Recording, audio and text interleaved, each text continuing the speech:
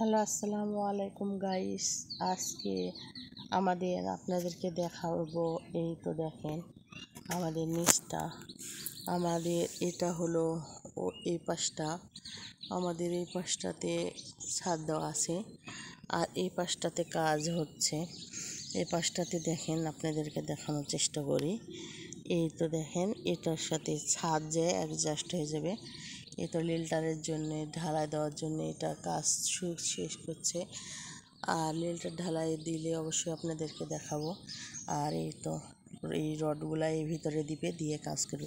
আর পিছনে দেখেন আমাদের কি সুন্দর একটা আকাশ, বাতাসের মানে অক্সিজেন আমরা পাই, মুক্ত আকাশের অক্সিজেন। দেখছেন কত সুন্দর একটা বাঁশঝাড়, মেহগনি গাছ আর নিম গাছ, আর কি সুন্দর একটা পরিবেশ।